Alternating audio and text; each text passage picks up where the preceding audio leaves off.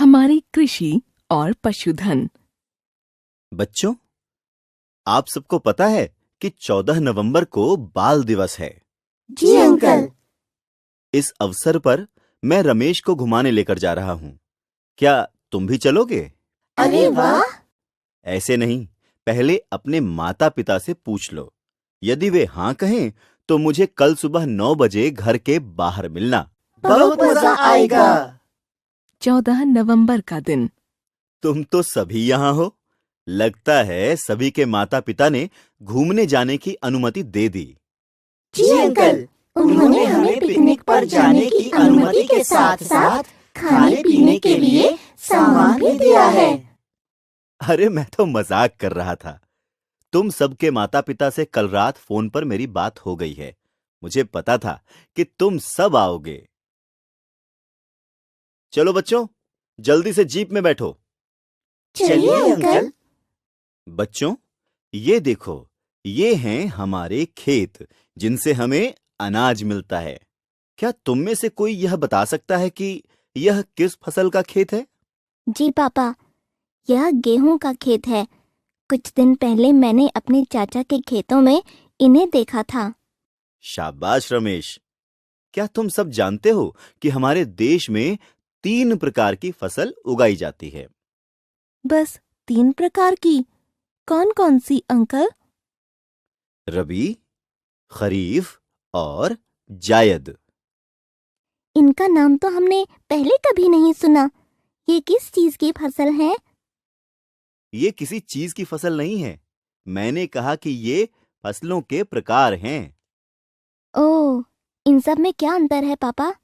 इन सब को बोने और काटने का समय अलग होता है।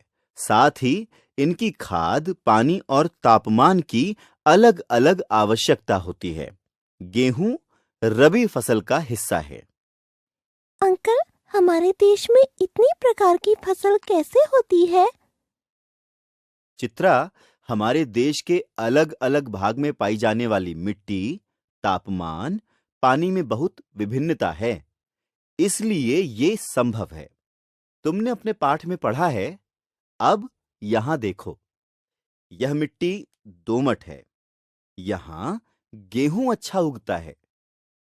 क्या तुम जानते हो कि फसल 2 और भागों में विभाजित की गई है? तो और वो क्या है?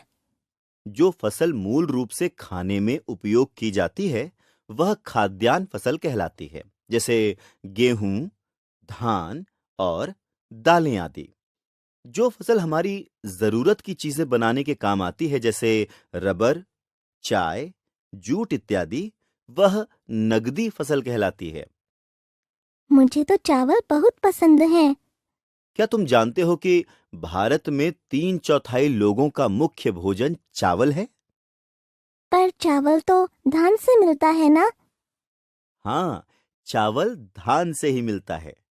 धान से छिलका उतारने के बाद चावल मिलता है। अच्छा, अब मुझे समझ में आ गया दोनों का फर्क। ये तो गन्ने के खेत है। मुझे गन्ना खाना बहुत पसंद है। अंकल, गन्ना क्या सिर्फ खाने के लिए इस्तेमाल किए जाते हैं? नहीं, गन्ने से बनने वाली चीनी सिर्फ हमारे देश में नहीं, विदेशों में भेजी जाती है।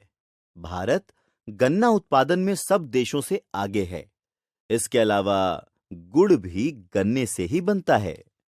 अंकल, हमारे स्कूल में एक रबड़ का पेड़ है, पर हमने उस पर रबड़ लगे हुए कभी नहीं देखा। बेटा, उस पर रबड़ नहीं लगता। तो हमें रबड़ के पेड़ से रबड़ कैसे मिलती है? रबड़ के पेड़ से प्राप्त दूध में सिरका मिलाने से जो पदार्थ मिलता है, उससे रबड़ बनता है। अच्छा, क्या हर प्रकार की फसल भारत में हर जगह उगाई जा सकती है? नहीं रमेश, तुम्हारे अध्यापक भूगोल की कक्षा में तुम्हें भारत के मानचित्र से समझाएंगे कि कौन सी फसल कहाँ उगती है। इसलिए बच्चों, कक्षा में पढ़ाई में ध्यान लगाना जरूरी होता है। इससे तुम्हें अपने परिवेश व संसार के बारे में कई जानकारियां प्राप्त होती हैं।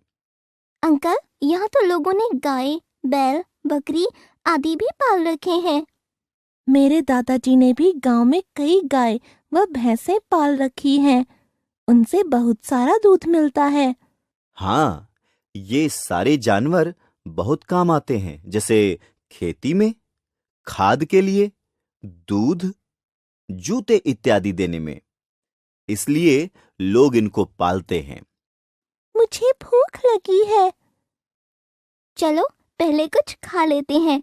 इतनी देर से घूम रहे हैं, हम सब थक गए। इस बहाने आराम भी हो जाएगा। सब एक पेड़ के नीचे बैठकर खाना खाते हैं व आराम करते हैं। अब चलो वापस घर चलें। बहुत देर हो गई। तुम्हारे माता पिता इंतजार कर रहे होंगे। हाँ अंकल, चलते हैं। आज तो हम सबको बहुत मजा आया। सब अपना सामान लेकर जीप में बैठ जाते हैं और घर जाने लगते हैं।